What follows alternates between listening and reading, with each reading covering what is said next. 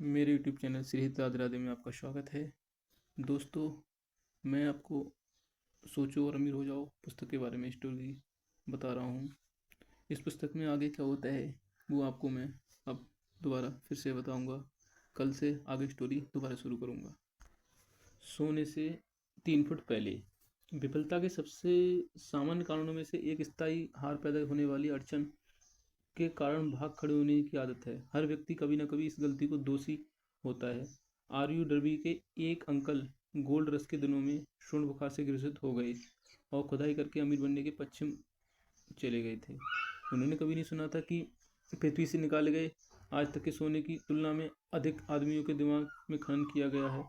उन्होंने दावा किया, कुंडली फावड़े से काम करने चले जाना बहुत कठिन है, लेकिन सोने की उनकी लालसा निश्चित थी।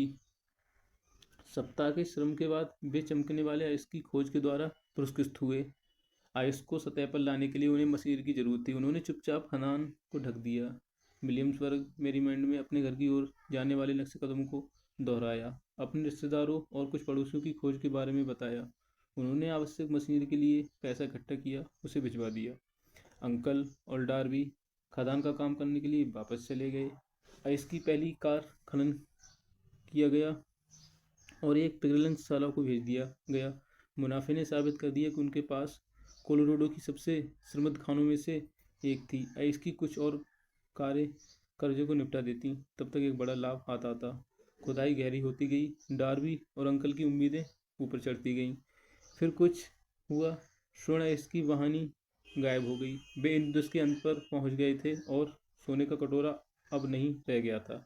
फिर से वाहिका खोजने की कोशिश करते हुए वे हंसा खुदाई करते रहे, पर कोई फायदा नहीं हुआ।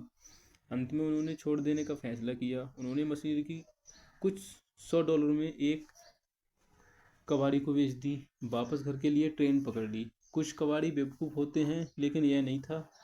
उसने खदान को देखकर एक छोटी सी गणना के लिए एक खनन इंजीनियर को बुलाया। इंजीनियर ने सलाह दी। परियोजना विफल रही क्योंकि मालिक कमियों की लाइनों से परिचित नहीं था। उसकी गणना ने दिखाया कि नस उस जगह से महज 3 फुट दूर होती है जहां पर डर्बी ने खुदाई बंद कर दी, और बिल्कुल उसी जगह पर पाई गई।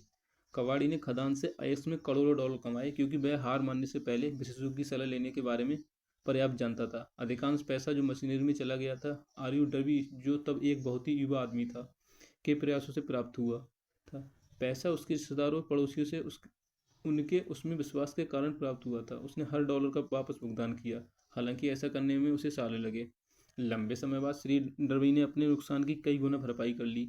जब उसने यह खोज कर ली कि इच्छा को सोने में रूपांतरित किया जा सकता है। यह खोज उनके जीवन बीमा बेचने के व्यवसाय में जाने के बाद हुई। यह याद करते हुए उसने एक बहुत बड़ा सौभाग्य खो दिया क्योंकि वह सोने से 3 फुट पहले ही रुक गया था।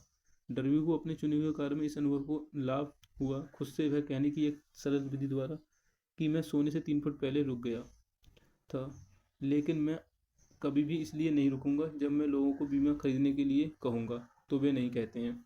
डर्बी सालाना $1 लाख से अधिक का जीवन बीमा बेचने वाले 50 लोगों में से कम लोगों के एक छोटे समूह सदस्यों में से एक है। वह सोने के खनन के कारोबार में अपने छोड़ देने से सीखे हुए सबक से चिपके रहने की योग्यता का ऋणी है। किसी भी आदमी के जीवन में सफलता आने से पहले उसे काफ़ी अस्थायी असफलता और शायद कुछ पराजय मिलना तय है। जब पराजय एक आदमी को काबू करती है तो सबसे आसान और सबसे तार्किक बात उसे छोड़ देना होता है। ज़्यादातर लोग बिल्कुल यही करते हैं। इस देश के अभी तक के सबसे सफल लोगों में से 500 से अधिक लोगों ने लेखकों को बताया कि उनकी सबसे बड़ी सफलता उन्हें मिली हार के बिंदु से परे सिर्फ एक कदम आगे मिली है। विफलता विडंबना और चालाकी एक गहरी भावना वाली एक चालबाज है। यह सफलता पर लगभग पहुंचे हुए व्यक्ति को ठोकर मारने में बहुत आनंद देती है।